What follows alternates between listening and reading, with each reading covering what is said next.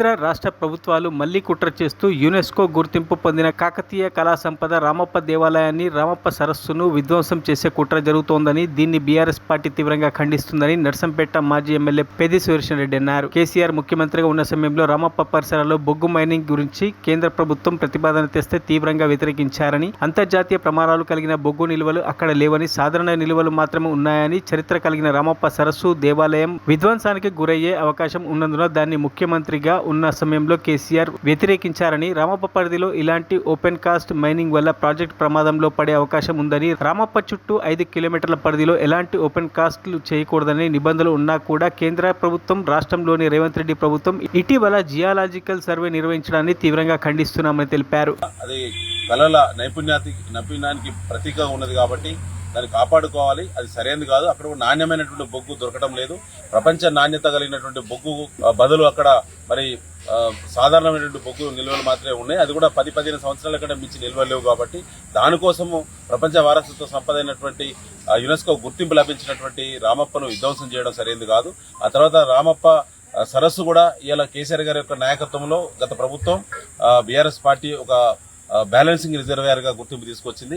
Devadula phase 3 సంబంధించి దాన్ని ప్రత్యేకంగా రీడిజైన్ చేసి 9 టీఎంసీల నిల్వ సామర్థ్యం గలటువంటి బ్యాలెన్సింగ్ రిజర్వాయర్ ను 130 రోజుల్లో నిల్వ చేసుకుని మరి నర్సంపేట నియోజకవర్గానికి, అదేవిధంగా ములుగు నియోజకవర్గానికి, భూపాలపల్లి నియోజకవర్గానికి మరి బ్యాలెన్సింగ్ రిజర్వాయర్ గా రామప్ప సరస్సును దాన్ని పరిగణలోకి తీసుకొని ఆ బ్యాలెన్సింగ్ రిజర్వాయర్ కూడా పూర్తి చేయడం జరిగింది. దానికి సంబంధించి నర్సంపేట నియోజకవర్గానికి సంబంధించినటువంటి 55,000 పైచిలిక ఎకరాలకు రెండో పంటకు గ్యారంటీగా గోదావరి నీళ్లను తీసుకొచ్చేటువంటి ప్రాజెక్టులు అయినటువంటి మరి రామప్ప పాకాలకు ప్యాకేజు, ఆ తర్వాత రామప్ప నుంచి రంగాయ చెరువు ప్రాజెక్టు కూడా పూర్తి చేసి కేసీఆర్ గారి నాయకత్వంలో ఆనాడే గత 4 సంవత్సరాలుగా రెండో పంటకు సరిపడా నీళ్లు ఇచ్చిన ఘనత బీఆర్ఎస్ పార్టీకి దక్కింది. ఇవాళ ఈ ప్రాజెక్టులన్నీ కూడా ముగిమే ప్రమాదం ఉన్నది. ఎందుకంటే రామప్పకు సమీపంలో 5 కిలోమీటర్ల పరిధిలో ఎక్కడ కూడా ఎలాంటి విధ్వంసాలు చేయకూడదు, బ్లాస్టింగ్ చేయకూడదు, ఎలాంటి మరి లోతైనటువంటి ఇలాంటి ఓపెన్ కాస్ట్ గానీ ఇతర లోతైనటువంటి బొందలు గానీ లోతైనటువంటి తవ్వకాలు గానీ చేపట్టకూడదని చెప్పి మరి భారతదేశ సుప్రీంకోర్టు గతంలోనే తీర్పునిచ్చింది.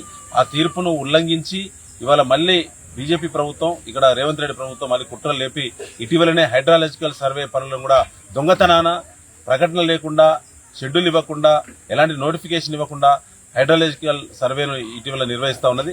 అది ముమ్మాటికి తప్పే, అది దొంగ పని. ఇది ఈ ప్రాంతానికి సరైనది కాదు, ఈ ప్రాంతానికి మంచిది కాదు.